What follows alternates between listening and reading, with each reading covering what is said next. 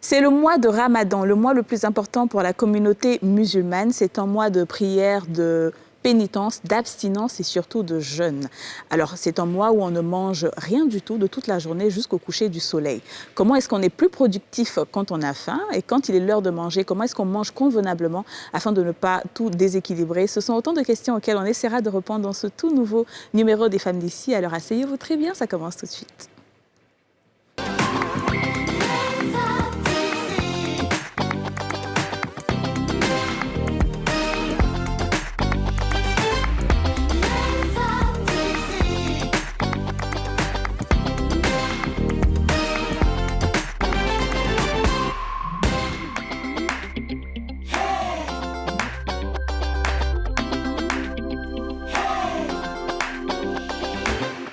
Bonjour à toutes et à tous et bienvenue dans ce tout nouveau numéro des Femmes d'ici, votre rendez-vous 100% féminin et 100% franc-parler. Bonjour les filles. Hello. Bonjour. Vous allez bien? Ça va.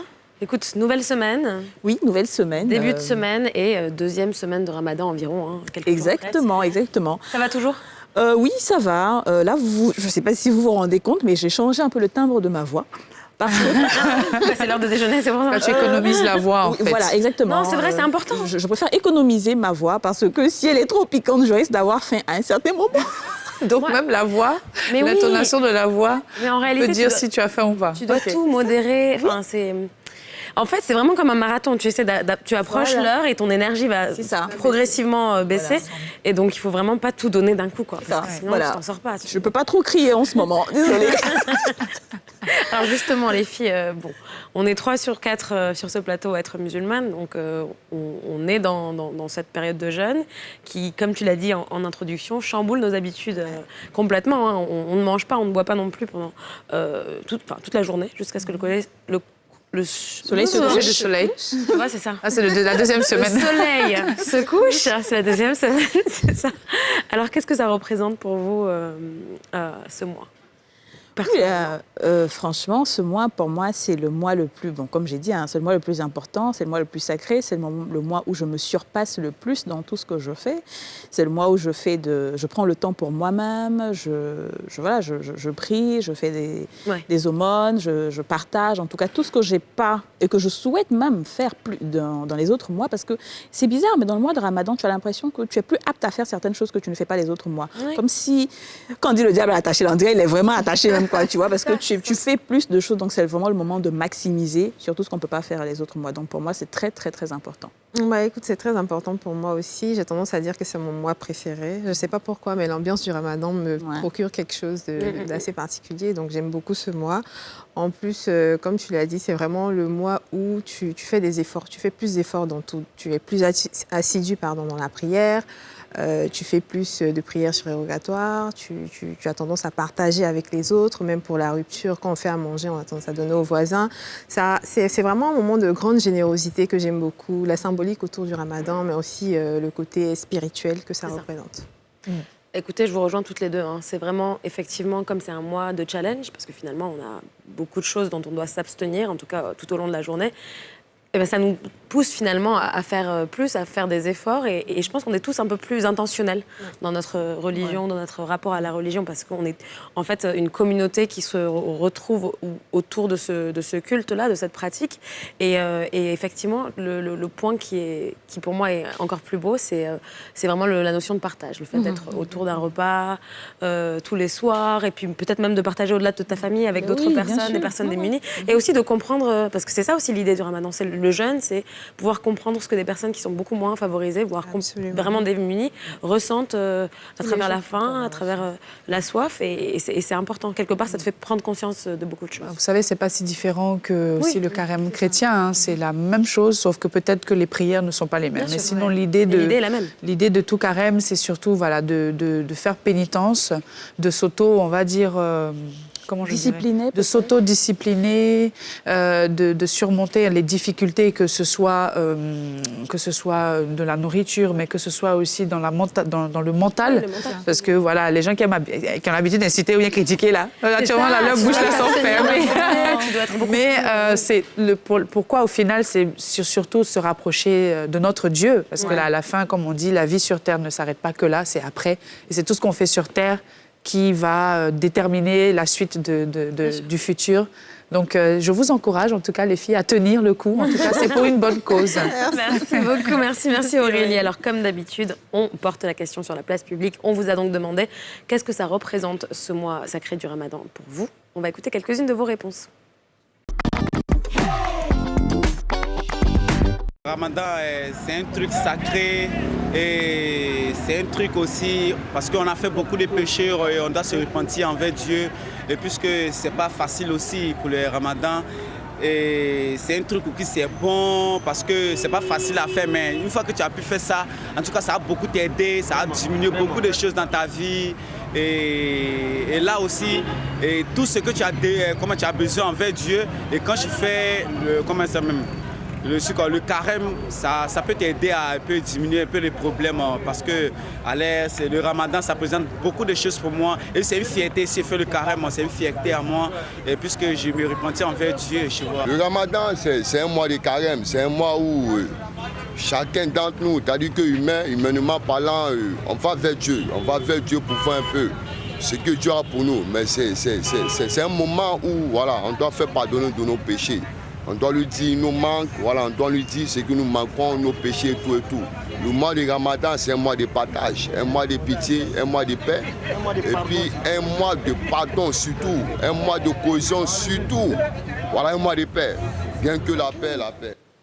Hey, ouais, il dit on va vers Dieu pour voir un peu. Et puis on revient.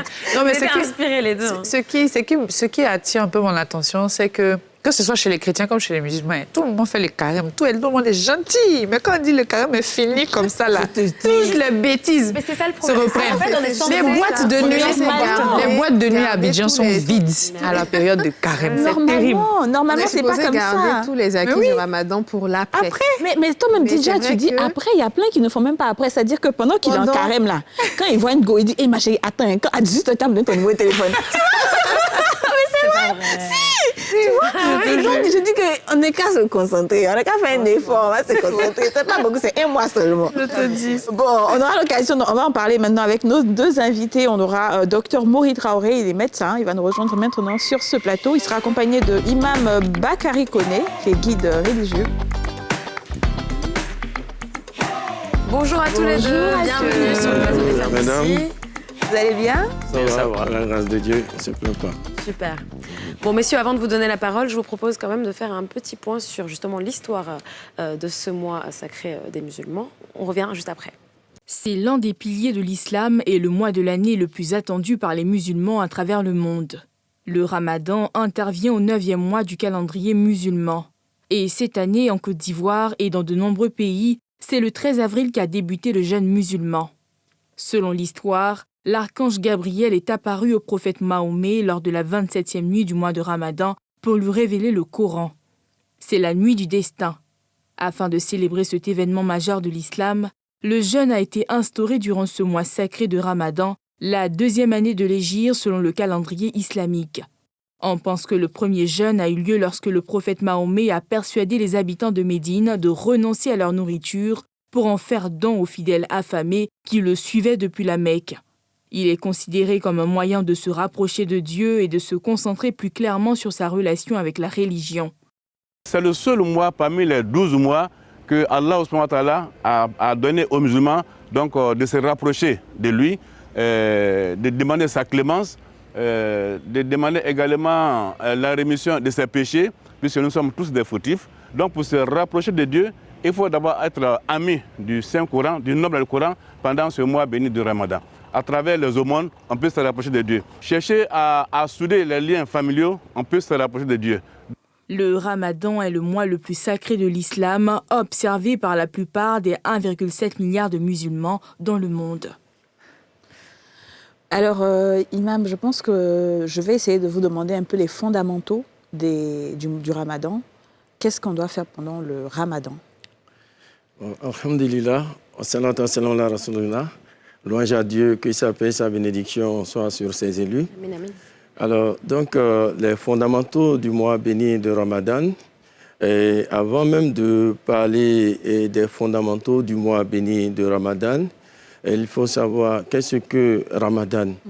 Ramadan, et comme on vient de le suivre, et c'est un mois sacré. J'allais dire c'est le meilleur mois dans l'année, dû à plusieurs mois. Les mois lunaires, nous en avons 12. Et Ramadan vient en première position en tant que le meilleur mois de l'année. Et mieux, dans ce mois de Ramadan se trouve la meilleure nuit de l'année, la nuit de la destinée, appelée Laylatul Qadr, dont Dieu parle dans le Saint-Coran en disant que cette nuit est meilleure à 1000 mois d'adoration. Il ne dit même pas que c'est égal à 1000 mois d'adoration, mais il dit que c'est meilleur, donc plus de 83 années d'adoration. Et pour la petite histoire, on nous dit que le prophète sallallahu alayhi wa sallam, un jour se lamentait, il se plaignait devant Dieu. Il dit, ô Seigneur, il y a des peuples qui sont passés avant nous, qui ont vécu longtemps. Il y en a qui ont vécu près de 1000 ans. Et ils ont eu le temps de t'adorer. Et moi, ma communauté, si on a trop vécu, c'est 60-70 ans. Alors qu'on doit subir le même jugement. Ça veut dire que de très loin, ceux-là seront devant nous. Et Dieu dit, je vais t'offrir un cadeau. C'est en cela que Dieu lui a donné la nuit de la destinée. Vous voyez, 83 années pour une année. Imaginez 10 ans, vous avez plus de 830 années d'acquis spirituel. Alors donc, c'est le meilleur mois avec la meilleure nuit. Et mieux, pendant ce mois précis, Dieu ligote les chayatines. On va dire Satan et ses alliés. Dieu les ligote, donc ils n'ont pas de l'influence sur l'être humain. Vous avez remarqué, pendant Ramadan, tout le monde est actif, tout le monde veut plaire à Allah subhanahu wa ta'ala, et malheureusement, après Ramadan, nous tombons dans la bêtise. Ça devient plus difficile. Vous comprenez? Alors donc, pendant ce mois, Satan est ligoté. Pendant ce mois, les 7 portes de l'enfer sont intimement fermées. Et les 8 portes du paradis sont grandement ouvertes. Et pendant ce mois, lorsque vous posez un acte obligatoire, Dieu vous donne un terme de récompense multiplié par 10 voire 700. Wow. Et quand vous posez un acte surrogatoire, Dieu vous donne la valeur d'un acte obligatoire. Et pendant ce mois béni de Ramadan, la première décade, dont les 10 premiers jours, représente la miséricorde de Dieu. Ensuite, la deuxième décade, le repentir, le retour vers Dieu. Et la dernière décade, l'affranchissement, l'entrée au paradis. Et les compagnons du prophète sallallahu alayhi wa sallam avaient tellement compris l'importance du Ramadan, ils demandaient toujours à Dieu, 6 mois avant Ramadan, Allahumma balighna Ramadan. Seigneur Dieu, fais-nous vivre Ramadan. Fais que Ramadan nous trouve en vie pour pouvoir profiter spirituellement des bénéfices liés au mois béni de Ramadan. Et quand Ramadan finit, 5 à 6 mois, il faut encore des bénédictions pour que Dieu accepte les œuvres de dévotion, tellement qu'ils ont compris l'importance du Ramadan. Au point que le prophète sallallahu alayhi wa sallam va dire, si vous saviez le bien qu'il y a dans Ramadan, vous allez demander que toute l'année soit Ramadan. Exactement. Alors donc, les fondamentaux de Ramadan, déjà, il faut savoir que le Ramadan, j'allais dire, le jeûne du mois de Ramadan, c'est une obligation. Vous voyez, on va dire le statut juridique de Ramadan, c'est une obligation. Car en islam, on a 5 canevas par rapport aux actes que nous posons. Il y a les actes obligatoires, il y a les actes recommandés, il y a les actes permis, il y a les actes réprouvés et les actes interdits. Donc il faut mettre chaque élément dans son contexte. D'où les actes obligatoires dans leur obligation, les actes recommandés dans leurs recommandations, les actes permis dans leur permission, les actes réprouvés dans leur réprobation et les actes interdits dans leur interdiction. Et le mois de Ramadan, le jeûne du mois de Ramadan, donc dans son statut juridique, c'est une obligation. Et Allah subhanahu wa ta'ala nous le dit dans le Saint-Coran, dans la sourate 2, verset 183, « Ya ayyuhallazina amanu kutiba alaykumus siyamu kama kutiba ala allazina min qablikum la'allakum tattaqun » Il dit, « Oh, vous qui avez cru », on vous a prescrit le jeûne. Donc le jeûne est une obligation, comme on l'a prescrit à ceux qui vous ont précédés. C'est-à-dire que le jeûne n'a pas commencé avec la communauté du prophète Mohammed sallallahu alayhi wa sallam. Les autres prophètes, les autres messagers ont aussi jeûné, selon le contexte, selon les réalités et à leur manière. Et Dieu dit, donc on vous a prescrit le jeûne comme on l'a prescrit à ceux d'avant vous, afin que vous atteigniez la piété. Donc l'objectif du Ramadan est bien dit dans ce verset. Alors donc, le Ramadan est une obligation. Et dans cette obligation, on va dire, il y a quelques restrictions. Et je pense que peut-être on va y arriver. Exactement. Écoutez, justement, alors on sait, et je pense que la plupart des personnes qui nous regardent, même s'ils ne sont pas forcément familiers avec l'islam, que les principales restrictions ont un rapport avec le jeûne. Donc le fait de ne pas ni manger, ni boire, du lever du soleil au coucher du soleil. Alors, l'une des questions que l'on peut se poser, peut-être quand on n'est pas vraiment averti ou quand on est en train de pratiquer peut-être le ramadan, le jeûne du ramadan pour la première fois, c'est comment réduire la sensation de faim et la sensation de soif que l'on ressent. C'est humain, hein, on n'a pas l'habitude de ne pas manger et de pas boire pendant une journée entière. C'est comment rendre les choses un peu plus faciles. Donc, peut-être au niveau médical, j'ai envie de vous poser la question. Tout à fait. Ouais. Bien, comment réduire la sensation de faim, comment réduire la sensation de fatigue? D'abord, tout va partir de nos apports aussi. Sur le plan nutritionnel, il faut avoir un apport nutritionnel équilibré et il faut savoir aussi faire répartir cet apport nutritionnel-là, je dirais, dans le temps. Quand on dit dans le temps, dans le ramadan, c'est la période comprise entre la période de la rupture et jusqu'avant l'aube, le souhour. Voilà. Et donc, il y a aussi cette bonne stratégie-là qu'il faut mettre en place pour avoir un apport nutritionnel conséquent et qui te permettra de tenir toute la journée, je dirais, tout le temps des 13 heures qu'on va passer en train de jeûner. Et donc, dans ce sens-là, la rupture va se faire avec une certaine méthodologie. Voilà. Et aussi, je dirais, le repas qu'on va prendre juste après la longue prière qu'on appelle la prière des Tarawih. Il va falloir faire les bons choix pendant cette période et également s'obliger à prendre le repas de l'aube, je dirais, le souhour, parce que c'est très important. Et c'est juste après ce repas-là qu'on va aborder nos 13 heures de jeûne. Si ce repas n'est pas équilibré, si ce repas n'est pas un plat de résistance, il faut le dire, c'est clair que si on a 13 heures de jeûne à faire et que dans cette période, on est soumis à des activités intenses qu'on n'a certainement pas prévues, c'est clair qu'avant la rupture, on peut être dans un état que nous, on va noter un état d'hypoglycémie. Voilà, l'état d'hypoglycémie, c'est une baisse du taux de sucre dans le sang. Et donc, avec ces éléments, ça peut être symptomatique. Là, c'est le médecin maintenant qui parle, avec des signes et tout ça. Et puis, bon, si on y prend garde, on peut faire un coma. C'est pour cela, souvent, vous allez voir certaines personnes, après un effort intense, ils vont s'effondrer. Et il va falloir leur donner 3 carreaux de sucre pour les remonter ou bien leur donner quelque chose de sucré pour leur permettre de reprendre de l'énergie. Et donc, quand ce bon aussi va s'annoncer, il va falloir savoir manger à l'heure de rupture, savoir manger après la longue prière et également savoir manger avant l'aube. Mais quels sont justement ces types de repas que vous conseillez de prendre à la rupture, au repas principal et dans la nuit avant de commencer la journée pour être vraiment très efficace? Bien, je crois que là, ça s'explique, hein, physiologiquement, ça va s'expliquer. Voilà qu'on va jeûner. Quand on va jeûner, à l'heure de la rupture, on sera en hypoglycémie. C'est-à-dire que le taux de sucre va baisser dans le sang. Les apports nutritionnels, on les a utilisés de par nos activités de la journée et tout. Et donc, arrivé à l'heure de la rupture, il faut, il faut commencer par faire sa rupture avec, par exemple, des fruits.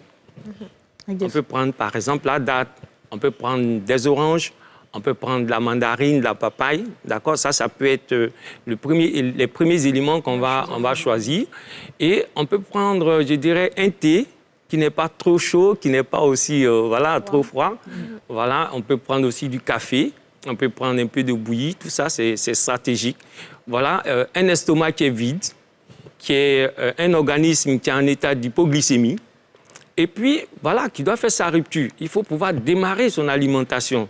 Et donc, prendre des fruits, en ce moment, c'est très indiqué. Et on connaît tous ici les vertus des fruits. Hein. Voilà, il y a du fructose, il y a des antioxydants, il y a de la vitamine, des sels minéraux. Et voilà, tu vas démarrer ta digestion, ta nourriture avec ça. Alors, je ne veux pas vous interrompre, mais juste parce que vous parlez de la rupture, et je pense que, Imam, vous pouvez peut-être réagir à ça. On a tendance, parfois, à avoir des tables de rupture dans différentes familles où, justement, il y a beaucoup plus de nourriture que ça. Ce n'est pas juste des fruits, mais dès la rupture, les gens commencent à manger du pain, des choses comme ça. Et je sais qu'il y a beaucoup d'imams qui dénoncent cette façon de rompre le jeûne, parce que, déjà, d'une part, le prophète, sallallahu alayhi wa sallam, ce n'est pas comme ça qu'il rompait le jeûne, mais en plus de cela, ce n'est pas recommandé au niveau sanitaire. Malheureusement, c'est le constat que nous faisons.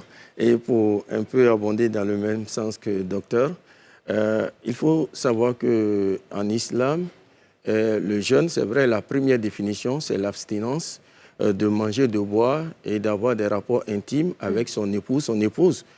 Donc, c'est seulement pour ceux qui sont mariés, hein, même ceux qui ne sont pas mariés, même en dehors du Ramadan, ne doivent pas avoir de rapport. Alors, mais ça, c'est le premier niveau de définition. D'accord. À un autre niveau, le Ramadan, au-delà de la faim, parce que le prophète sallallahu alayhi wa sallam a dit, il y a des gens qui ne retiendront du Ramadan en termes de récompense que la faim. Et ne retiendront de la prière que la fatigue. C'est-à-dire, c'est les effets immédiats. Alors, et malheureusement, ceux qui comptent sur la nourriture, ils vont se gaver l'estomac. Et malheureusement, c'est ceux-là qui sont les premiers à avoir faim. Ben oui, c'est vrai. Et ce sont les premiers qui se fatiguent, qui s'épuisent vite. Parce que le métabolisme enzymatique devient très intense et le corps subit. On est fatigué, on est lourd, même au travail, on devient paresseux. Et ça, ce n'est pas une bonne image, même pour l'islam. C'est ça. Et pour celui qui s'est dit musulman. Alors donc, le deuxième niveau, c'est qu'au-delà de la nourriture, il faut que tous les organes participent au jeûne, à savoir le regard. Et Dieu dit dans le Saint-Coran, et que, oh, vous qui avez cru, baissez du regard. Dans la sourate 24, verset 30.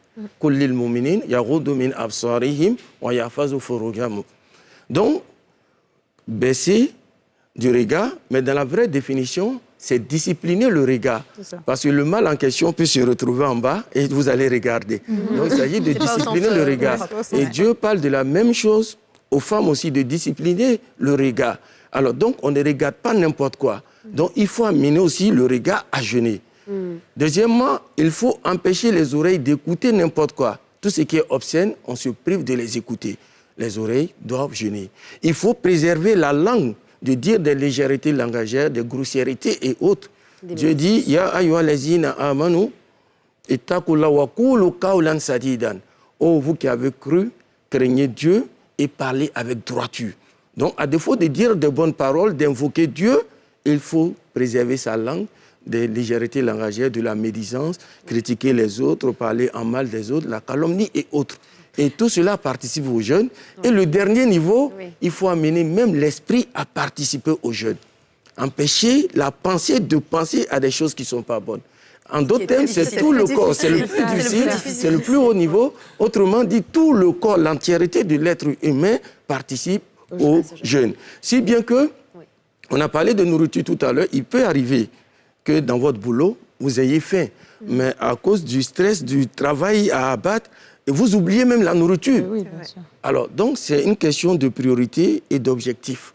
Et le musulman qui emprunte de cette, j'allais dire, lumière divine, il ne fera pas de la nourriture une priorité. Il y a un autre objectif au-delà de la nourriture. Je ne peux pas vous couper, Oustaz, mais on va devoir partir en publicité. On va revenir et continuer cette conversation. On va vous entendre sur les autres repas avant le début du jeûne. On se retrouve dans quelques instants. Surtout, ne bougez pas.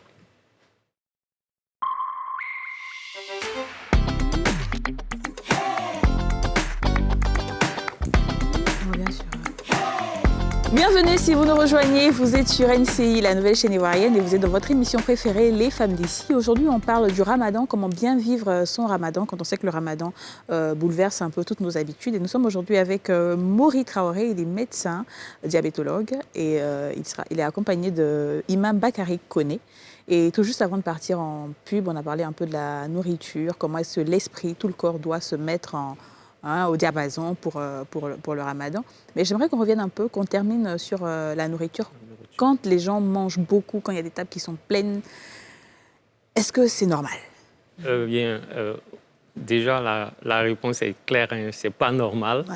Parce que, comme j'ai dit, voilà un estomac, voilà un organisme qui entame sa nutrition, qui entame ses prises d'aliments. Et donc, se gaver en ce moment, c'est vraiment pas conseillé. Voilà, vous allez voir qu'en période de rupture, il y a certains qui vont commencer par des plats résistants. C'est pas conseillé. Et également, il y a certains qui vont prendre trop de glacés aussi à cette période. C'est pas recommandé.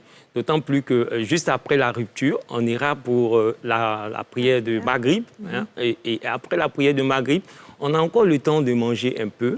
D'accord? Parce que Après, il y aura un exercice intense à faire sur le plan physique. Et il y a la longue prière à faire. Et dans beaucoup de mosquées ici, c'est au moins 17 rakats d'exercices physiques, je dirais exercices physiques modérés. Voilà, je pense que l'imam va nous dire si c'est intense ou modéré, il va nous dire cela. Alors, je vais peut-être aller un peu plus dans du concret. Imaginons une table. Ce qu'on a l'habitude de voir ici en Côte d'Ivoire, c'est qu'on a du bissable, on a les dattes, on a sosofoufou, on a ngomi, comment on appelle ça, la bouillie, et puis on a le riz ou la sauce après. Donc, qu'est-ce qu'on fait? De façon pratique. Voilà, ça c'est vraiment plus intéressant. Voilà, dites-moi. Voilà. À l'heure de la rupture, on va d'abord prendre une date. D'accord. On démarre. Et puis, on peut prendre un peu de thé, par exemple, ou bien simplement de l'eau plate. D'accord? D'accord. Ça, c'est déjà un élément. Et ensuite, on peut aller pour notre prière. De Maghrib. Si on revient, on peut prendre notre bouillie. C'est un semi-liquide, c'est un aliment semi-liquide. Et puis, c'est des sucres complexes qui sont dedans. Quand je dis sucres complexes, je vais parler plutôt de glucides complexes. C'est des glucides lents. Il y aura des libérations de sucre qui vont se faire dans le temps. Et il faut éviter surtout de sucrer, de trop sucrer, c'est ce que je veux dire. Bouillie, il faut éviter de trop sucrer la bouillie. Et cette bouillie prise, voilà, on peut se préparer pour faire notre longue prière. Et le sosofoufou, là? Oui, en fait, là, un peu plus tard. On peut prendre, mais ne pas prendre trop. On peut prendre peut-être 2, ou bien tout au plus 3. D'accord. Voilà. Ou bien prendre notre bouillie avec juste un peu de pain, un quart de pain par exemple. En fait, l'intérêt ici, c'est de recharger l'organisme en énergie. D'autant plus qu'on va aller faire la longue prière. Et juste après la longue prière, on a le temps maintenant de manger notre foutou, notre riz, notre akéké. Et d'aller dormir. Et voilà. Et même là encore, il faut modérer. Parce que le temps de digestion est court. Et on est rapidement rentré dans 21h, 22h. Et là, la digestion est un peu ralentie, qu'on veuille ou pas. Et on va aller se coucher. Et on va se réveiller aussi au souhour. Là aussi, on est obligé de prendre un plat résistant. Alors, ici, par rapport au souhour, il y a des personnes qui ne prennent pas le petit déjeuner, normalement. C'est ça. Et elles font un effort pour se réveiller, pour peut-être prendre juste un thé ou une omelette, juste pour avoir quelque chose dans le ventre, puisque c'est recommandé. Est-ce qu'il faut nécessairement manger consistant pour ce repas-là? Oui, en fait, en termes de stratégie, sur le plan nutritionnel, c'est important de manger résistant. Maintenant, à défaut, parce qu'il y a certains qui, ma foi, ont des digestions un peu difficiles. Ceux-là, quel conseil on peut donner? C'est de retarder un peu le repas du soir, de sorte à prendre un repas un peu semi-liquide, ou bien, bon, un peu de thé, ou tout ça, mais toujours est-il qu'il faut prendre une alimentation un peu consistante pour te permettre de bien gérer tes 13 heures. Parce que le petit déjeuner, c'est le plus important. C'est ce que j'allais demander. Quand on parle de repas consistant, c'est quoi? C'est un petit déjeuner normal ou c'est vraiment un repas? Non, quand on dit un repas consistant, c'est une plat de résistance. Mais oui, c'est riz et sauce. C'est du riz avec de la sauce tomate, de la sauce légumes. Escargot dedans, tout voilà. ça. Il faut pouvoir prendre ce repas de soutien, qui est très important pour, en tout cas, bien dérouler tes 13 heures de jeûne qui t'attendent. Docteur, tout à l'heure, vous avez parlé de la prière et vous avez dit qu'il y a une activité modérée ou un peu plus que modérée. Et ça me permet aussi de transitionner vers une question qui préoccupe beaucoup de musulmans, c'est comment est-ce qu'on a une activité physique ou sportive pendant le ramadan? Est-ce qu'il faut, est-ce qu'il ne faut pas? Et s'il faut, si on le fait, quand est-ce qu'on peut le faire? Et Imam, je sais que vous êtes aussi coach fitness, donc est-ce que vous pouvez nous dire ce que l'islam en dit et ce que vous recommandez aussi? Alors, il faut savoir d'abord que l'islam se prononce plus ou moins sur tous les sujets. C'est ça. Et pour ce qui est déjà du sport, il faut dire que le prophète sallallahu alayhi wa sallam a beaucoup recommandé le sport. Lui-même, il en a fait, surtout la marche. Alors, on parle même de la marche rapide. Avec cette marche, on a plus de résultats. Et le prophète sallallahu alayhi wa sallam dit que Dieu préfère le musulman qui est puissant, qui est fort, par rapport au musulman faible. Autrement dit, à travers le sport, on peut acquérir cette force-là. C'est ça. Alors, donc, encore, le prophète sallallahu alayhi wa sallam nous dit dans d'autres textes, il dit, prenez soin de vous-même. Prenez soin de vous-même. Et le Coran va dans le même sens, de prendre soin, de préserver notre être que Dieu nous a donné. Et donc, pour préserver l'être, l'un des éléments qui pourrait nous aider, c'est le sport. Et pour améliorer sa santé et autres. Aujourd'hui, même des médecins prescrivent le sport comme ordonnance aujourd'hui. Alors donc, le sport déjà est un élément qui est beaucoup, on va dire, conseillé en islam. Maintenant, pendant le mois béni de Ramadan, et là, je pense qu'il y a des particularités. C'est ça. Ça va dépendre de qui veut faire le sport et pourquoi il veut faire le sport. Même en dehors du Ramadan, quand quelqu'un veut faire du sport, on essaie de regarder un certain nombre de choses et quel sport adapté à cette personne-là. Quelqu'un, par exemple, qui est obèse, vous n'allez pas dire à la personne de sauter, ou bien quelqu'un qui a des problèmes déjà au niveau des genoux, des articulations, des douleurs lombaires et autres. Donc, le sport est adapté par rapport à cette personne. Pour ce qui est du Ramadan, ce que je pourrais conseiller, après, avis médical, bien sûr. Et il ne faut pas commencer le jeûne tôt le matin, pendant que déjà, le sport tôt le matin, pendant que déjà tu jeûnes, parce que la journée est encore longue. On va dire peut-être c'est vers 16h30, 17h, à l'approche de la rupture, vous pouvez faire votre sport. Ou bien peut-être 2 heures après la rupture, quand on a un peu fini de digérer, voilà, on peut faire le sport, mais de façon encore modérée, parce que le Ramadan, ce n'est pas un jour, c'est 30 jours. Si vous épuisez totalement, ce sera... Et même la prière, c'est un sport aussi. Le mouvement de la posture debout, génuflexion, prosternation, c'est un véritable sport. Alors donc, il y a déjà ça qui est ça. Alors, moi, je veux revenir un peu sur... Je vais vous ramener en arrière sur le jeûne. On sait que c'est obligatoire pour tout musulman, mais qui peut jeûner? À partir de quel âge on peut imposer le jeûne aux enfants, par exemple? Et puis, aux médecins, en cas de maladie, qui sont ceux qui peuvent jeûner malgré la maladie et quelle maladie empêche le jeûne? Alors, pour le jeûne, il y a, on va dire, 6 éléments. Premièrement, pour jeûner, il faut être musulman. Et Dieu a commencé le verset par ça. Ya ayyuhallazina amanu, vous qui avez cru. Donc, quand on n'est pas musulman, on n'est pas soumis au jeûne. Et la deuxième condition, c'est la raison. Un handicapé mental, celui qu'on appelle communément le fou, n'est pas soumis au jeûne. Et alors, donc, c'est la raison, la deuxième condition. La troisième condition, c'est la puberté. Alors, la puberté, chez l'homme, on va dire, il y a 2 signes majeurs. Je parle sous le couvert du médecin. On va dire il y a les poils qui poussent au niveau du pubis, les aisselles et autres. Ça, c'est le premier indice. Et il y a la pollution nocturne pour les hommes. Et troisièmement, des savants disent, même si l'enfant ne voit pas ces signes, à partir de 15 ans, il est considéré comme pubère, il doit jeûner. Il y a une quatrième condition qui s'ajoute chez la femme, c'est les menstrues. Quand elle a ses menstrues, donc ça c'est la troisième condition. La quatrième condition, c'est la santé. Parce que Dieu même dit dans le Coran, Ayyaman ma'dudat, faman kana minkum maridan aw ala safarin fa iddatun min ayyamin ukhar. Il dit, durant un certain nombre de jours, le jeûne est imposé. Celui qui est malade ou en déplacement pourra reporter son jeûne. Vous comprenez? Et à ce niveau, on peut dire qu'il y a plusieurs types de maladies. Il y en a, c'est des maladies chroniques. Et pour toujours, il y en a, c'est pour un moment, après la personne pourra récupérer. Et donc si c'est une maladie qui va s'inscrire dans une durée plus ou moins brève, après le Ramadan, la personne rembourse les jours ratés. Mais quand c'est une maladie qui est continuelle, la personne va poser des actes tels que nourrir un pauvre pour tous les jours ratés. Voilà, et c'est ce qui est demandé en islam. Voilà, donc ce sont des actes, on va dire, d'expiation, de compensation. D'accord. Alors l'autre condition, c'est d'être résident. Donc, on a dit tout à l'heure, celui qui est malade ou en voyage. Alors, les savants, il y en a qui vont dire jusqu'à 83 km, mais il y en a qui vont dire un voyage reste un voyage. Surtout qu'on peut avoir des changements de fuseau horaire et autres. Alors, donc, celui qui est en déplacement peut laisser le jeûne et après rembourser. Donc, le dernier élément, c'est ne pas avoir ses menstrues ou les lochis. Ça concerne les femmes. Alors, ne pas être en état de menstrues ou de lochis.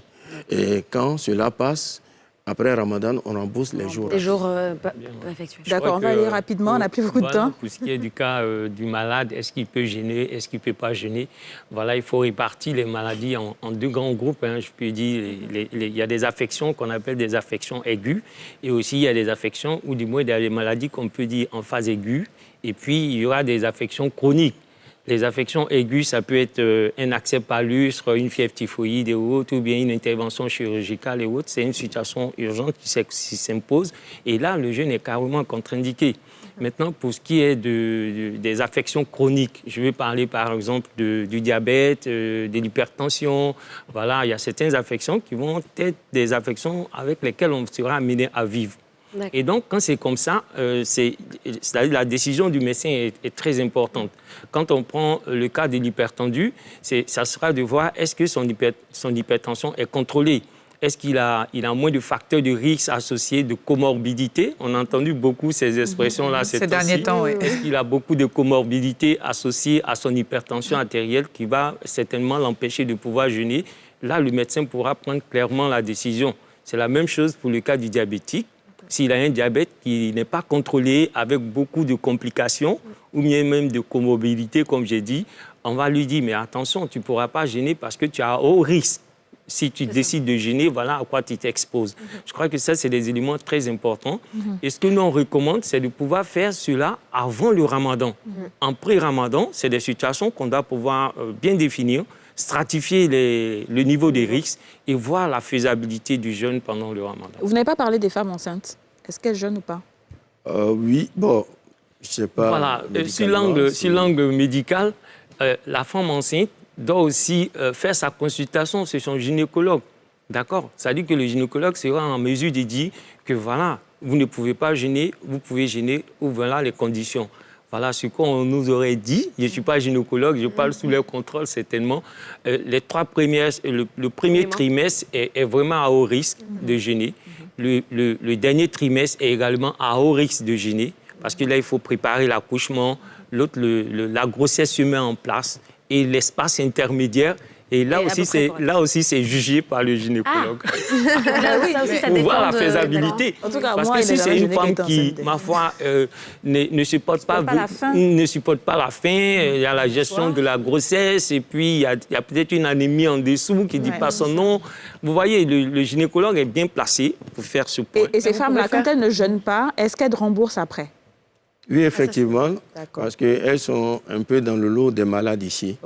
Que ce soit pour la santé même de la maman ou pour le fœtus. Elles sont dans le même cas que les malades, donc ils remboursent après.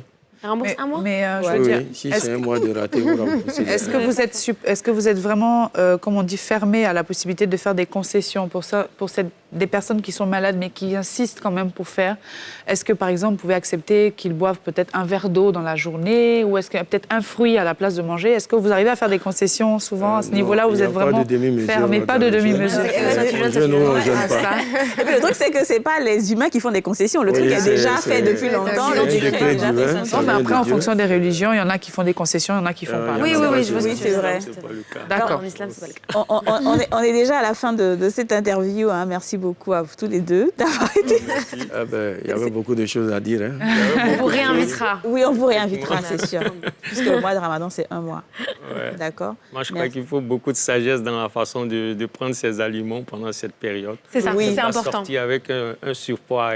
Oui, parce qu'il y en a qui prennent du poids pendant le Ramadan. Parce qu'on se dit on veut compenser un peu ce qu'on n'a pas mangé toute la journée. Merci beaucoup à tous les deux. Vous ne partez pas, on se retrouve tout juste après une page de pub. À tout de suite.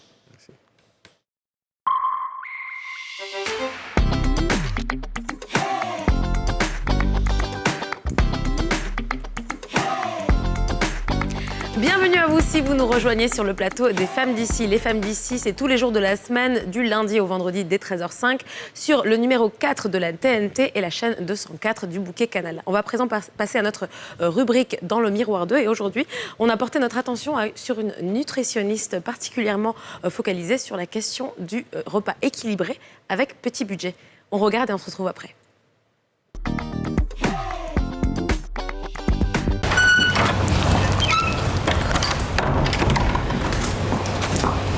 Bonjour, bienvenue chez moi. Alors je suis Dédé, nutritionniste diplômée. Donc aujourd'hui, je vais vous faire visiter mon univers. Suivez-moi.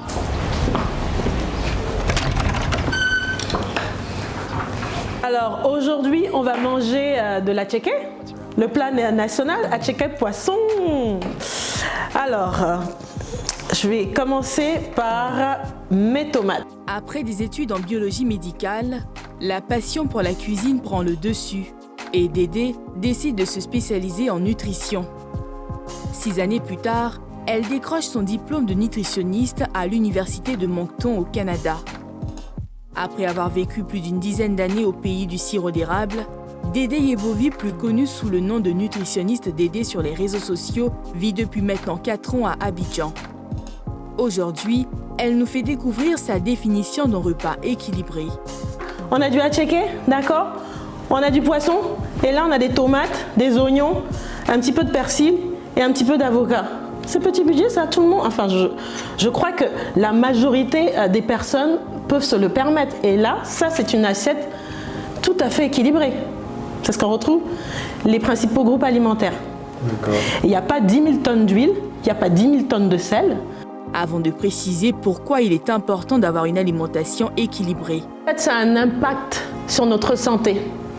Donc sur notre santé aussi bien physique que notre santé mentale. Qui mange équilibré peut prévenir certaines maladies, surtout les maladies du métabolisme, les maladies chroniques, dont les maladies cardiovasculaires, le diabète, l'hypertension, certains types de cancers. Qui mange équilibré aussi, si cette personne-là est déjà atteinte de ces maladies-là, peut prévenir aussi ou améliorer les symptômes relatifs à la maladie. Pour la nutritionniste, la plupart de nos aliments locaux sont très riches en vitamines et nutriments essentiels pour une bonne alimentation. On a de très très bons produits, on peut manger très très équilibré chez nous en fait. Beaucoup de gens ne savent pas, tout simplement. Ils pensent que manger équilibré, c'est manger la petite salade et puis une carotte et puis c'est tout. Ce n'est pas le cas. On peut manger son attiéké garba. D'accord, on peut manger sa sauce djumblé, son foutou, je veux dire sa sauce de palme et tout ça, ou sa sauce claire, peu importe. On peut manger africain. Certaines personnes n'hésitent pas à solliciter les services de Dédé pour des régimes axés sur la perte de poids, l'amélioration de leur performance intellectuelle, mais aussi physique. La nutritionniste les aide donc en leur prodiguant des conseils et un suivi. Elle veut juste manger équilibré parce que elle est pescétarienne, c'est-à-dire qu'elle ne mange que de tout ce qui vient de poissons, crustacés, mais elle ne mange pas de viande et tout ça. Donc elle s'inquiète savoir si elle mange assez équilibré. Donc je lui donne des conseils par rapport à comment elle doit agencer ses plats, ses collations et tout ça pour ne pas être en manque de certaines vitamines ou certains minéraux. Et 20%, c'est des personnes qui sont déjà atteintes de certaines maladies chroniques et qui veulent savoir comment manger mieux pour améliorer en fait les symptômes. Dédé possède également un blog culinaire. Elle compte environ 7000 abonnés sur les réseaux sociaux. Bonjour Dédé, bienvenue. Bonjour. Ça va bien? Ça va bien, merci de m'avoir invitée, by the way. C'est tellement intéressant tout ça, mais d'où vient cette passion-là de vouloir inculquer aux gens le fait qu'il faut manger équilibré? Alors, parce que j'ai beaucoup vu sur les réseaux sociaux des mythes et des tonnes de mythes et des vérités véhiculées, enfin des pseudo-vérités véhiculées par des personnes non qualifiées. Et je me suis dit, il faut vraiment faire quelque chose. Et aussi en regardant les statistiques des taux d'obésité, et aussi par rapport à la mortalité en Côte d'Ivoire, la première cause, dépendamment des maladies non transmissibles, en fait, c'est les maladies cardiovasculaires. Okay. Et c'est en nette augmentation. Donc je me suis dit, il faut vraiment, vraiment faire quelque chose. Et évidemment, autour de mon entourage, beaucoup de conseils, des personnes, sachant que je suis nutritionniste, viennent me voir avec plein de problèmes particuliers et tout ça. Et j'ai dit, bon, ça y est, il faut vraiment que je fasse bénéficier at large. Ouais. Tout le monde, parce que c'est aussi mon rôle et d'éduquer en fait. C'est pas seulement faire de la pratique privée et pour des individus particuliers, mais aussi pour la communauté, je dois être là pour éduquer et inculquer en fait les notions de la saine alimentation. Alors, on vous a entendu dans ce reportage parler de manger africain tout en mangeant sain. Alors pour moi, personnellement, j'ai des a priori par rapport à ça. Quand on me dit sauce vous avez quelle sauce? Sauce graine, sauce arachide. C'est-à-dire, ok, ça se mange pendant le jour, le cheat day, quoi, genre une fois de temps en temps, mais pas au quotidien. Ouais. comment est-ce qu'on mange des plats en sauce tout en mangeant équilibré? Parce qu'en plus, la nourriture africaine, elle est grasse. C'est ça, oui. Dire. En fait, déjà quand tu parles de cheat day, c'est déjà se mettre certaines limitations en disant « Ah, il y a des aliments qui sont vraiment interdits, je n'ai pas le droit de manger. » D'accord? Ce n'est pas le but. C'est pas une bonne chose. C'est pas le but. On peut manger de tout, d'accord? Même son burger, même sa sauce graine et tout ça. Mais tout dépend de la fréquence déjà et la manière dont c'est préparé. D'accord? Si c'est préparé avec 10 000 tonnes d'huile, 10 000 tonnes de sel, pas assez de légumes, pas assez de... Enfin, j'en parlerai plus en détail. Cette sauce-là, elle devient rapidement pas équilibrée et c'est plus calorique qu'autre chose. Donc tout dépend du mode de cuisson et la manière dont sont agencés les groupes alimentaires sur l'assiette par rapport à nos... Est-ce que ce sera doux finalement? Ah bah bien sûr. On va refaire la sauce. C'est quand on met huile là que c'est doux.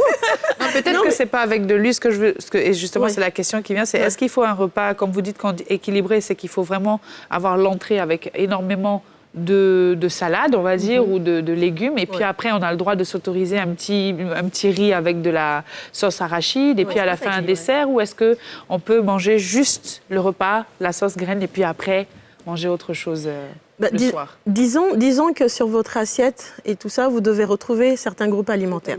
Donc les légumes et les fruits font partie de la moitié, en fait, de ce que vous devez manger. D'accord. La moitié. Donc préférentiellement, beaucoup de légumes. Ensuite, le 1/4 de votre assiette doit être composé de protéines d'origine végétale ou d'origine animale.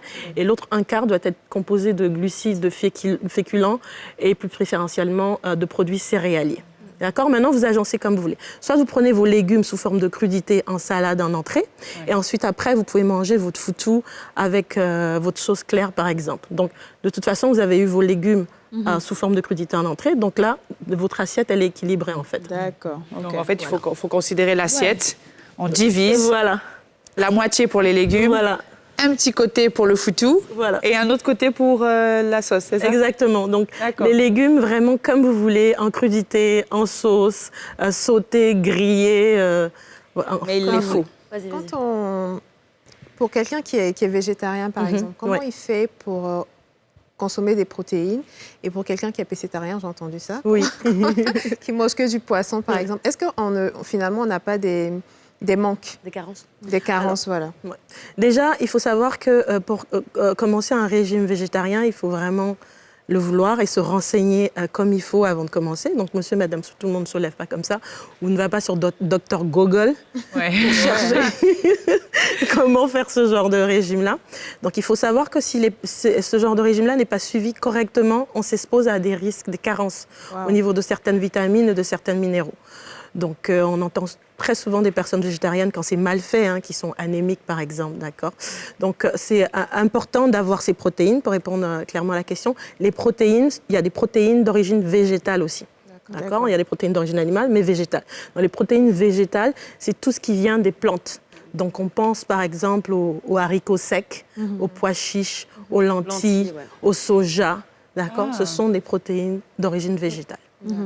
Alors, juste pour revenir au manger africain, parce qu'on est quand même dans le contexte ivoirien. Si vous devez revisiter tous ces plats, est-ce que vous avez, vous, l'impression que ce soit votre clientèle ou les personnes qui vous suivent comprennent qu'il faut adapter les plats africains à cette notion du manger équilibré, c'est-à-dire qu'il faut limiter la consommation d'huile, il faut limiter la consommation de sel, parce que finalement, ça y va de notre santé, en fait. Est-ce qu'ils comprennent le besoin de changer un peu les choses. Oui, ils comprennent en tout cas par rapport à des personnes qui viennent me voir par rapport à leur alimentation parce qu'ils veulent manger mieux. Ils comprennent tout à fait parce que je fais un enseignement en fait. Donc quand je m'assois avec une personne, je prends 1 heure. C'est pas 15 minutes, 20 minutes, voilà un plan tout fait, ciao, bye bye. C'est vraiment, je vais in-depth, j'essaie de comprendre les habitudes alimentaires de la personne, son histoire diététique, de santé, etc. Et je fais un plan taillé pour cette personne. Mais il y a des principes de base de l'alimentation saine.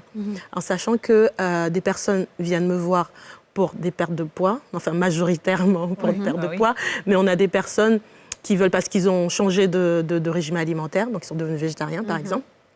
ou des personnes qui sont déjà malades, malheureusement, et qui ne savent pas comment s'alimenter. Donc, chaque conseil par rapport à ce type de personnes-là peut varier dépendant de la personne. Donc, des besoins spécifiques de la personne. On va toujours faire le besoin spécifique de la personne. Alors, Dédé, ici, on a un rituel qu'on appelle le tac-tac, mais je pense que tu dois connaître déjà, parce que tu es une abonnée des femmes d'ici. Alors, c'est juste te poser des questions, des questions auxquelles tu vas répondre juste en 2 secondes. D'accord? C'est quoi les questions? J'ai peur. Alors, café ou thé? Thé. Poisson ou viande? Poisson. Tu éteins ton réveil combien de fois le matin? Pardon? Tu éteins ton réveil combien de fois le matin? 0 fois. Enfin, peut-être une fois. Il n'y a pas de réveil? Si, il y a un réveil quand même. Riz couché ou omelette avec du pain? Pain couché ou omelette avec du pain? Pour une nutritionniste. Omelette avec du pain. D'accord. Coupé décalé ou zouglou? Coupé décalé. Matin ou soir? Matin ou soir? Oh, matin. Yemi Alade ou Tiwa Savage? Yemi Alade. Yeah. Canada ou Côte d'Ivoire? Entre les deux, mon cœur balance. Je sais. Ah, Côte d'Ivoire en tout cas. Côte d'Ivoire. Ah oui, vraiment. Alors, quel est le rêve de Dédé? Le rêve de Dédé? Oh là là, j'en ai tellement. Allez-y, juste oui. Alors, c'est de pouvoir vraiment bâtir ma marque autour de la saine alimentation. Éduquer le plus de monde possible en matière de saine alimentation, en commençant surtout par les enfants.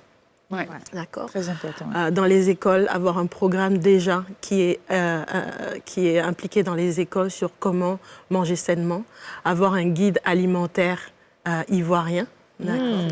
Sur lequel, adapté à nos réalités et tout, qu'on enseignerait déjà à la petite école, comme ça, quand l'enfant grandit, il a des choix beaucoup plus avisés à l'âge adulte. D'accord. Donc, on éviterait d'avoir une explosion de maladies chroniques. Donc, le gouvernement serait très content, les compagnies d'assurance aussi. Ben oui. Peut-être qu'ils vont pas t'aimer forcément, parce que ça va gagner leur argent. Je sais pas. Et les entreprises aussi, parce que ça ferait des personnes beaucoup plus performantes et moins absentes. C'est sûr. Ça, c'est plus que des rêves, c'est des projets, je pense. Ça va se faire. Ça va se faire. Oui, Inch'Allah, ça va se faire. À la grâce de Dieu. Merci beaucoup d'avoir été avec nous. Je vous en prie, merci. Dédé, on va se retrouver pour la 4e partie de cette édition, juste après une courte page de pub. Restez avec nous. À tout de suite.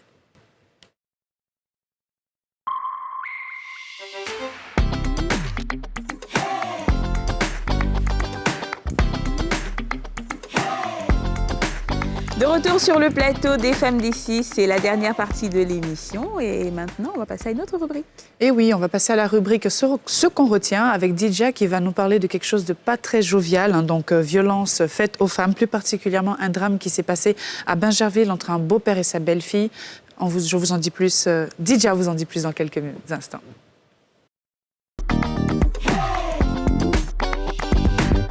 Alors effectivement, Aurélie, je vais vous parler de ce drame-là, mais avant, je voudrais revenir sur l'affaire du couple Moreau qui a perdu ses jumeaux au CHU de Cocody. Eh bien, le bruit que les partages ont fait sur la toile, tout le monde a parlé de cette histoire, les influenceurs, les blogueurs, etc. Ils ont finalement été reçus par le ministre de la Santé, de l'Hygiène publique et de la couverture maladie universelle, Damba Pierre, pour les entendre au sujet de cette affaire-là. Ça donne un peu de joie, un peu d'espoir. On se dit que finalement, ils ont été entendus. Moi, je suis encore un peu sur mes réserves quand même. Parce que plusieurs fois, on fait un peu un tapage médiatique, on les a reçus, etc. et puis il n'y a pas de suite. Donc, moi, j'attends de voir les sanctions qui vont être prises envers les coupables. Et puis le dédommagement quand même, parce que c'est un couple qui a perdu ses enfants, ils ont le droit d'être dédommagés. Et j'espère qu'en tout cas, ils auront gain de cause et que voilà, il y aura des résultats. Il y aura des résultats, tout à fait. Et puis maintenant, comme Aurélie l'a dit, une jeune fille de 14 ans qui se fait violer par son beau-père à Bingerville, ça se passe à Bingerville. La Ligue ivoirienne des droits des femmes prend l'affaire en charge, donc porte plainte, etc. La mère à ces femmes-là dit effectivement qu'elle est au courant que son mari viole sa fille, sauf qu'une fois au commissariat, elle se dédouane, elle ne soutient pas sa fille, elle est plutôt du côté de son mari. Quoi? Oui, exactement ça. Et C'est vraiment, en fait... Ça fait pitié. Outrageous. Il n'y a pas de mots. C'est vraiment, il n'y a pas de mots. Comment est-ce que tu assumes, tu dis clairement que oui, mon mari viole ma fille, mais quand il s'agit de le dénoncer, il n'y a plus personne. Il n'y a plus personne pour préserver son foyer ou je ne sais quoi en tout cas. Et ce qui se passe en fait, c'est que le monsieur se fait arrêter. Il est gardé en garde à vue pendant 10 jours, ce qui n'est absolument pas normal. Ouais. Tu parles du beau-père. Oui. La garde à vue ne dépasse pas 3 jours, mais il est gardé 10 jours. Oui. La petite a entendu sans assistante sociale, sans avocat, mais vraiment un interrogatoire limite bâclé. Mm-hmm. Et on se rend compte que plus tard, on arrête un jeune homme qui a le même âge que la petite, qui est sorti avec cette fille-là, et c'est lui qu'on accuse de viol. Alors c'est très simple, Aurélie. C'est comme si aujourd'hui, toi, parce que tu as déjà eu des rapports sexuels dans ta vie avec quelqu'un, tu dis qu'un tel t'a violé. On dit non, comme toi, tu as déjà été active sexuellement avec une autre personne, c'est cette personne-là qui t'a violé. Ça n'a absolument aucun sens. Donc, ce petit-là, il s'est fait aussi arrêter. Il refuse de s'alimenter parce que c'est vraiment un acte d'injustice pour lui. C'est un gamin en plus. C'est un gamin, tout à fait. Et les filles, donc les jeunes filles de la Ligue se font harceler par un monsieur qui prétend être du ministère de la Construction et qui serait le parent du monsieur accusé en question. En fait, c'est une histoire vraiment rocambolesque. Ça part dans tous les sens. Ça a pris une autre tournure, justement. Mais je pense que tout est en train de se remettre en ordre petit à petit et que l'affaire va suivre son cours. Et puis, on espère. J'ai vu que le jeune a été libéré. Il a été libéré, exactement. On espère encore une fois, j'espère encore une fois, que la justice se fera. Je refuse de croire qu'on est dans un pays d'impunité. Je refuse de croire que la loi ne s'applique pas à tout le monde. Et voilà. S'il est reconnu coupable, qu'il subisse la rigueur de la loi, tout simplement. C'est tout. Voilà. Je suis d'accord avec toi, Dija. Merci beaucoup. Merci, Dija. Alors là, on va maintenant passer à notre rubrique Ça crush ou ça clash, où on va parler un peu de ce qu'on a aimé, nos coups de cœur ou nos coups de gueule de l'actualité du moment. C'est dans le Ça crush ou ça clash. Alors moi, j'ai un clash, on va dire... Vous savez que je travaille dans l'immobilier et donc j'ai un clash envers certains démarcheurs. Parce que nous, en tant qu'agence immobilière agréée, on a quand même des partenaires qui sont sérieux. On a quand même eu le temps de tisser une relation professionnelle avec certains. Mais néanmoins, il y en a d'autres qui entachent la profession d'agent immobilier. Et c'est un gros clash envers eux. Parce que moi, il y a quelques temps de cela, une de mes clientes a failli se faire arnaquer sur un appartement qu'elle voulait prendre. Au départ, c'était pas ma cliente. Au départ, la cliente avait déjà fait un peu le tour avec des démarcheurs. Jusqu'à ce qu'elle se rende compte que le démarcheur, en fait, voulait lui louer un appartement moitié prix que la valeur de l'appartement.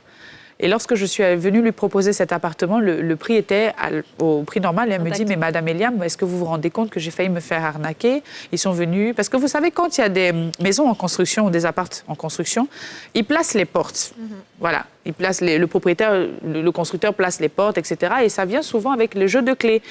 Parce que pour ne pas perdre les clés, il y a plusieurs portes, etc. Ils laissent. Qu'est-ce qui se passe? Les gardiens, de connivence avec les véreux, les démarcheurs véreux, prennent un double de ces clés-là et font faire des visites aux clients, en se faisant passer pour le propriétaire, etc. Donc, le client, normalement, il vient, il visite, il est intéressé. Et l'arnaque, en fait, se situe au niveau de la pression que le démarcheur met ou le faux propriétaire. Il dit, non, moi, j'ai un client qui vient demain. Si vous ne payez pas aujourd'hui ou bien d'ici demain matin, moi, je donne mon appartement à quelqu'un d'autre. Donc, le monsieur, dans la précipitation, il va chercher l'argent. Il n'a pas le temps de chercher à en savoir plus. Il vient, il donne l'argent sur place à l'appartement, il signe un contrat, on lui remet les clés et il commence à faire son aménagement jusqu'à ce qu'une semaine plus tard, le propriétaire débarque pour dire « mais qu'est-ce que vous faites chez moi ?» Et donc souvent, il y a plein de gens qui perdent comme ça de l'argent et c'est terrible. C'est terrible, c'est terrible. Alors l'astuce que je peux donner en tant qu'agent immobilier, c'est de ne jamais signer de contrat de bail à l'endroit où vous avez choisi la maison. Si vous devez signer un contrat de bail, vous devez vous assurer d'abord, déjà je vous conseille de passer par une agence agréée, mais deuxièmement, de toujours aller dans les bureaux ou la maison, ou dans une maison où vous êtes sûr que vous allez retrouver la personne. Et plus que ça, même vérifier souvent même le document de propriété au niveau du ministère.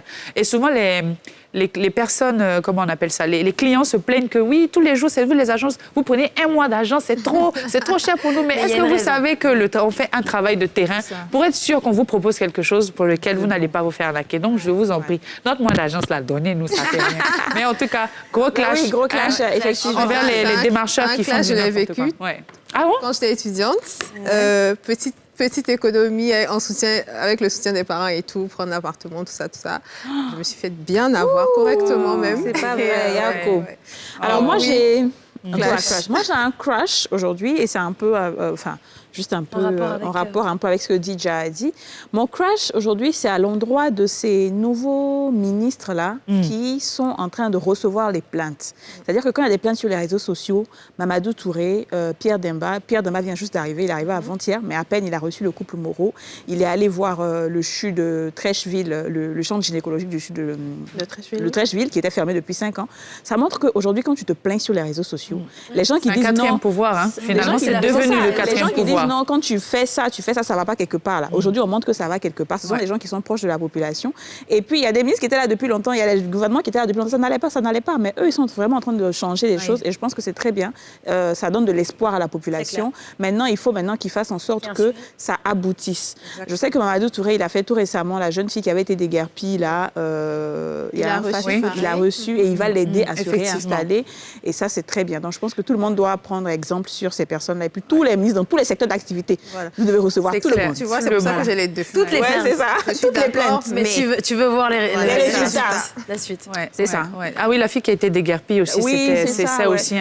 Et ça, c'est un problème encore dans l'immobilier où les propriétaires aussi, à vice-versa, font un peu du n'importe quoi lorsque ça, c'est pas bien. Ça aussi. Et même le gendarme qui avait bastonné le footballeur, il avait été reçu. Oui, il a été en prison. Il a été avec le procureur militaire qu'il avait reçu. Et je pense que ça, c'est très bien. Alors pour moi aujourd'hui les filles c'est un crush. Alors c'est une fierté même j'ai envie de dire parce qu'il s'agit d'un inventeur nigérien et c'est pas souvent qu'on parle du Niger en bon terme. Oui. Donc il faut en parler parce que c'est mon pays. Hein. Alors il s'appelle Ben Dekena, il a inventé un tunnel de désinfection solaire et automatique contre le coronavirus et autres virus au Niger. Il dit qu'il a compris très tôt que seule une forte volonté des objectifs de vie clairs l'aiderait à dominer son handicap parce qu'il faut savoir qu'il a souffert de poliomyélite quand il était très jeune et donc du coup il est aidé de béquilles. Mais un monsieur qui est éduqué, qui est bien formé dans son domaine, donc un domaine très technique, et qui, je pense, à travers son invention, qui est utilisée maintenant un petit peu partout au Niger, c'est assez récent, montre aussi un peu l'exemple, parce que voilà, c'est un peu montrer que on en a souvent parlé sur cette émission, que le handicap, c'est pas forcément quelque chose qui t'empêche d'accomplir certaines choses. Et en plus de cela, ce qu'il fait, c'est qu'à travers son école, il a une école de formation, il enseigne aussi son savoir à d'autres jeunes au Niger. Et encore une fois, je pense que c'est bien qu'on parle de nous en bon terme, parce que le Niger, c'est pas que la famine, le désert, le terrorisme, c'est ça. Et blablabla. Mais ici, on parle de vous bien, il y a le kilichi aussi. Ah oui, le kilichi, c'est vrai. Et la bonne viande. Et les femmes qui font 7 enfants, c'est pas que ça. Voilà, donc c'est mon crush du moment. Alors moi aussi, j'ai un crush, décidément, hein, voilà. Il y a des étudiants de l'IUIA, donc Institut universitaire d'Abidjan, qui ont produit du chocolat, du très bon chocolat, à 70% de cacao pur. Génial. Oui, et donc c'est un chocolat noir et un chocolat au lait, avec de la noix de cajou. Et c'est vraiment, c'est vraiment une grosse fierté. C'est 5 étudiants qui sont inscrits en génie des procédés et donc travail rigoureux avec le soutien des encadreurs. Ils ont fait ça. Franchement, voilà. Ils sont à la recherche maintenant d'un canal de distribution. Je pense que c'est à regarder de près parce que c'est pas tous les jours que des étudiants sortent de belles choses et c'est à encourager et c'est vraiment. Il faudrait qu'on puisse goûter ça. Surtout il faudrait qu'on les invite sur le plateau. Là, on dit que l'IUA, surtout ce qu'on connaît de vous là. Oui, c'est souvent. Quand il y a des scandales liés au sexe, souvent mais là maintenant c'est bien là. Vous êtes pour autre chose. Là maintenant c'est bien. Vous êtes sur la bonne voie. Continuez comme ça. En tout cas, on aimerait bien goûter. Il faut voir, comme tu dis, s'ils trouvent leur canal de distribution, si on pourra se procurer du chocolat. Tout à fait. Pour la rupture, peut-être. Ah non, c'est pas une bonne chose pour la rupture. Non, c'est trop, d'après ce qu'on a dit. Oh, 70%, si c'est pur, ça va. Le chocolat noir, c'est pas trop mauvais. C'est pas grave. C'est très carré, voilà. Bon, les filles, je crois qu'il va falloir qu'on mette un terme à cette émission. Merci à vous deux de l'avoir suivi. On se retrouve demain pour un tout nouveau show. Je vous souhaite une excellente fin de journée. À demain.